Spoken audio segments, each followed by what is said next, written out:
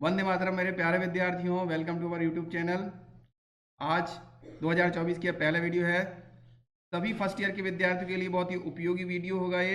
जैसा कि आपको पता है कि फाउंडेशन कोर्स सभी के लिए कंपलसरी होता है। फाउंडेशन के 2 पेपर होते हैं। फाउंडेशन 1 के अंतर्गत हिंदी और इंग्लिश के 50-50 क्वेश्चन आते हैं और फाउंडेशन पेपर 2 में पर्यावरण अध्ययन और योग के 50-50 प्रश्न ऐसे करके आते हैं। एक ही सिटिंग में पेपर होता है आपका। ये जो पेपर है वीडियो लंबा ना हो जाए इसलिए मैं इंग्लिश के 50 प्रश्न इसमें हल प्रस्तुत कर रहा हूँ। इसके बाद आप देखिएगा वीडियो आपको हिंदी के 50 प्रश्न आपको अगली वीडियो में प्राप्त होंगे। ये जो पेपर आप देख रहे हैं अभी सप्लीमेंट्री का पेपर हुआ था फरवरी में। बरकतुल्लाह विश्वविद्यालय 2024 में हुआ था। बरकतुल्लाह विश्वविद्यालय के अंतर्गत रेगुलर और प्राइवेट दोनों विद्यार्थियों के लिए यही प्रश्न पत्र आया था। और जैसा कि मैं आपको बार बार बोलता हूँ कि क्वेश्चंस हमेशा रिपीट होते हैं। ये आप मेरे यूट्यूब चैनल पर पूरी प्लेलिस्ट पढ़िए, आप लोग पूरी प्लेलिस्ट नहीं देखते हैं, ठीक है। और आपका कोई क्वेश्चन हो तो आप कमेंट बॉक्स में जरूर आंसर दीजिएगा। हम शुरू करते हैं। Tagore compares reason with, Tagore compares reason with stream, इसका बी आंसर सही है। The poem where the mind is without fear किसने लिखी है? रविंद्रनाथ टैगोर ने लिखी है। क्वेश्चन ये है कि किसको एड्रेस की गई है? तो ये गॉड को एड्रेस की गई है। ये भी क्वेश्चन रिपीट हुआ है। थर्ड क्वेश्चन है टैगोर मेनली रोट इन, जो टैगोर जी है मुख्य रूप से किस भाषा में लिखते थे? तो बंगाली भाषा में लिखते थे।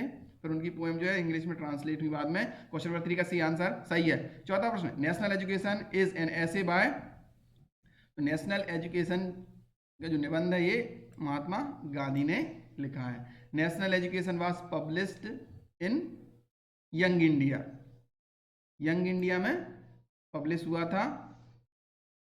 अच्छा, एक बात और आपको बता दूं, ये जितने भी क्वेश्चन हैं फाउंडेशन, बहुत सारे विद्यार्थी जब नया नया एडमिशन लेते हैं तो उनको ये पता नहीं रहता है कि major minor open elective vocational इनके अलावा उनके और कौन से प्रश्न हैं। तो देखिए मैं आपको बता देता हूँ, आपके अलॉटमेंट लेटर में ये लिखा नहीं रहता है, ठीक है, आपके कि आपका फाउंडेशन के भी पेपर हैं।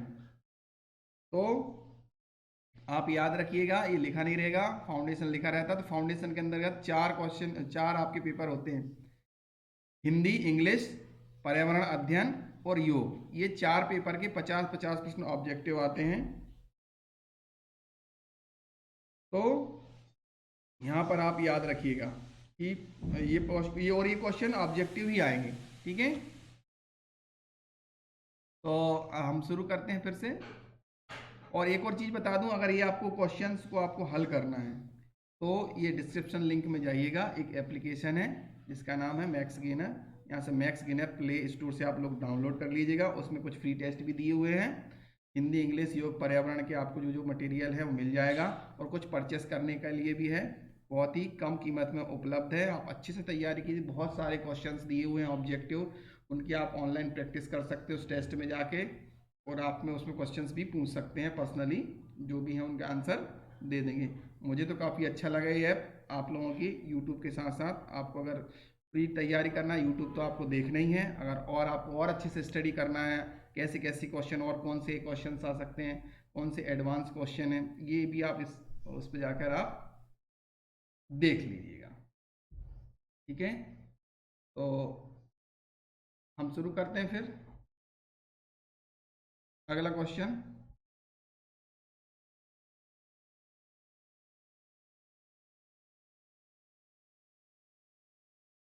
ये जो बता दूं, नेशनल एजुकेशन जो इनका ऐसे आर्टिकल था महात्मा गांधी का, ये 1931 में पब्लिश हुआ था यंग इंडिया में, ठीक है, 1931।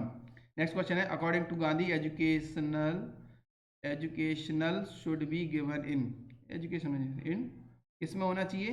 वर्नाकुलर, यानी मातृभाषा में होना चाहिए। इसका आशय ये है। तो इसका सी आंसर सही है 6 का। Question number 7, education of the heart can be imparted through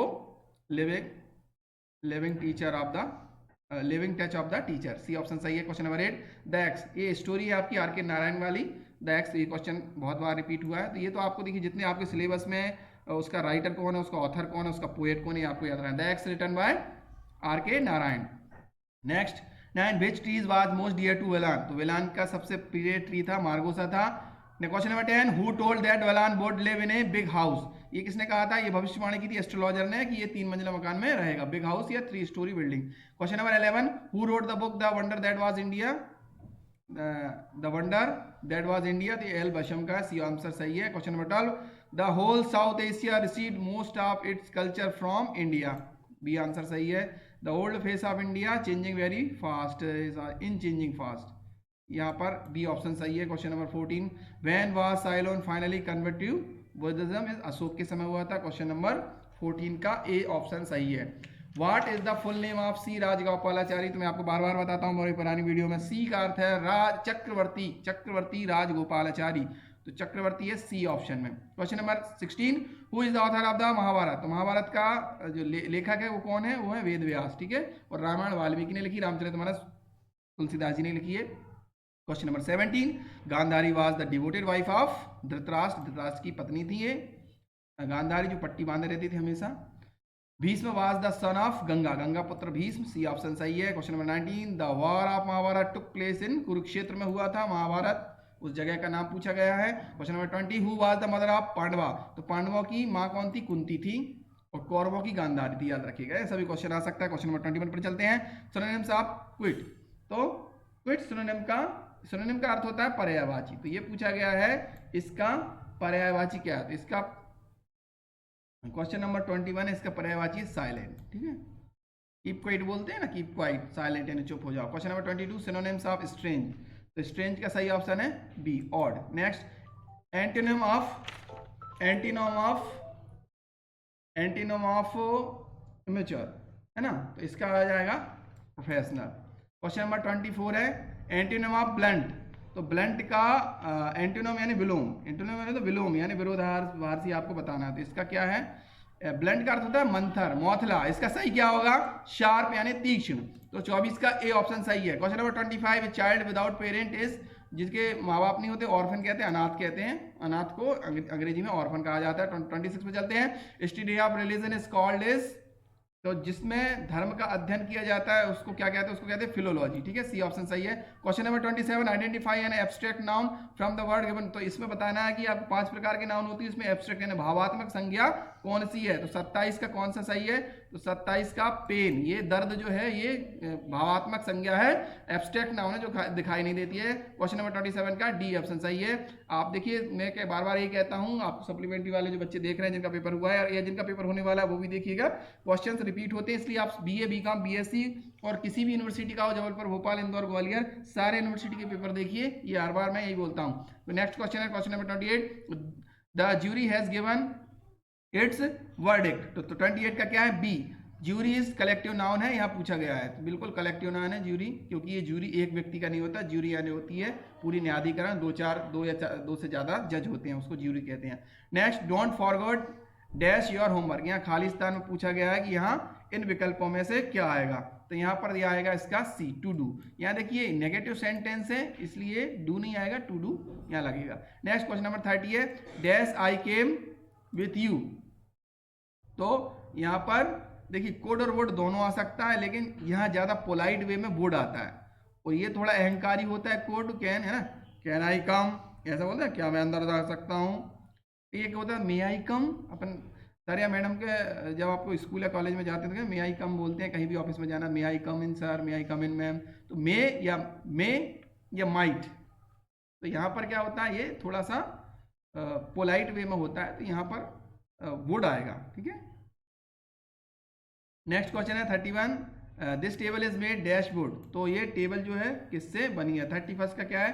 31 का आंसर है D, this table is made of would, है ना। क्वेश्चन नंबर, यहाँ प्रपोजिशन लगाना था, क्वेश्चन दिए हुए हैं। I am worried, question number 32, I am worried as the entrance exam, आप लोग एंट्रेंस एग्जाम से वरीड हैं और मैं, ऐसा लिखा हुआ है, तो है ये आएगा बी ऑप्शन सही है, आई एम वरीड अबाउट, ठीक है। Question number 31, I was senior dash him in school days, तो यहाँ पर क्या आएगा? यहाँ पर आएगा I was senior to him is school. Next question, sorry I am late my car dash petrol, तो लेट क्यों हो गया? क्योंकि गाड़ी का पेट्रोल खत्म हो गया, तो इसका आएगा रन आउट ऑफ, तो यहाँ पर सी ऑप्शन सही आएगा। क्वेश्चन नंबर 35 है, dash he tried really hard he lost the race, यहाँ पर क्या आएगा, यहाँ पर आएगा आल्दो। आल्दो हिंदी में आल्दो को कहते हैं यद्यपि। A sentence that express a strong excited feeling or emotional is called exclamatory sentence, है ना, जिसको हम हिंदी में बोलते हैं विस्मयादि बोधक, है ना, आश्चर्य वाले वाक्य। क्वेश्चन नंबर 36 का B. 37 she is going to quit her job dash they give her a pay hike. यहाँ पर सी इज गोइंग टू, वो जॉब छोड़ देगी अगर उसके पैसे नहीं बढ़े, सैलरी नहीं बढ़ी। तो यहाँ पर डी आ जाएगा unless. She is going to quit her job unless they give her a pay hike. Next, on the way of office I came across one way street. तो यहाँ 38 का आंसर आएगा B. Next question, he is, यहाँ पर A N the article होते हैं, यहाँ लगाना है। He is a European. देखिए ये होता है कि जहाँ पर जो शब्द है वो वॉवेल से शुरू हो, स्वर से शुरू हो। तो अंग्रेजी में 5 स्वर है, ए आई ई आई ओ यू। ये स्वर के आगे एन लगता है, लेकिन इसका प्रोनाउंसिएशन जो उच्चारण है वो स्वर नहीं है, यू का उच्चारण यूरोपियन हो रहा है ना, इसलिए इसमें ए आएगा। सी ऑप्शन इसका सही है। क्वेश्चन नंबर 40 है, the house dash sold by next month. तो ये आएगा will be. The house will be sold by the next month, यानी अगले मंथ के पहले ये घर बेच दिया जाएगा। Question number 41, my mother dash dinner for us yesterday. तो यहाँ पर 41 है, 41 का है बी ऑप्शन सही है, my mother cooked. Next, he cut dash, he cut himself herself. तो हिमसेल्फ आएगा, ही एक पुरुषवाचक है इसलिए सॉरी पुरुषवाचक आएगा, यहाँ सी होता तो हर हो जाता। तो 42 का डी ऑप्शन सही है। नेक्स्ट क्वेश्चन है, he wants dash sugar in your coffee. तो आएगा he wants some sugar.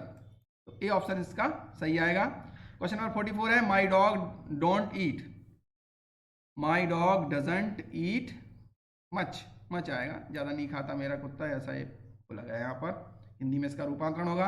Question number 45 देखते हैं, I have dash my work.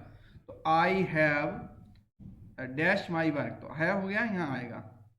Question number 45 का D, I have done, D option है इसका। Question number 46, don't play music she dash. तो यहाँ पर आप ये कह रहा है कि आपको म्यूजिक नहीं बजाना है, वह डैश। तो क्या सो रही है, सो गई है, ये पूछा गया है। तो 46 का सही आंसर है स्लीपिंग, सो रही है। ही always dash up at 6 in the morning। तो ही ऑलवेज गेट्स अप, है ना, वो हमेशा 6 बजे उठ जाता है। क्वेश्चन नंबर 47, देखिए मैं बार बार कहता हूँ सारे यूट्यूब पे जो वीडियो है वो देखिए, और ये डिस्क्रिप्शन में आप देखिएगा एक ऐप की लिंक है मैक्स गेनर, उस पर आपको आपकी फाउंडेशन के रिलेटेड कुछ फ्री टेस्ट मिल जाएंगे। अगर आपको कोर्स परचेज करना है तो वो भी कर लीजिए, बहुत कम कीमत पर उपलब्ध है। EBS का कोर्स लाइव है, कुछ दिनों में हिंदी का भी आ जाएगा, और नहीं तो फ्री टेस्ट तो आप लगा ही सकते हैं। और देखिएगा पहले से टेस्ट डाला हुआ था, आप डाउनलोड कर लीजिए, बहुत सारा मटेरियल आपको उसमें फ्री भी मिल जाएगा। Next question number 20, I have already dash the Taj. तो आई हैव ऑलरेडी सीन, मैं देख चुका हूँ ताज को, ऐसा कहा है, मैंने नहीं देखा लेकिन। हाँ, ये स्टिच डैश टाइम सेव्स 9। तो 49 का आएगा, ये stitch in time saves 9। Next last question है, national education by MK Gandhi is an article है। तो ये आर्टिकल ऐसे मैं अभी शायद चर्चा भी कर चुका हूँ इस वीडियो में पहले। तो यहाँ पर 50 मिनट होते हैं, हिंदी के 50 मिनट जल्दी में वीडियो बनाऊंगा। Thank you for watching, all the best आपके एग्जाम के लिए। यूट्यूब पे कोई भी आपका कंफ्यूजन हो, सवाल हो, आप कमेंट बॉक्स में कमेंट कीजिए, वीडियो को लाइक कीजिए, शेयर कीजिए। Thank you for watching.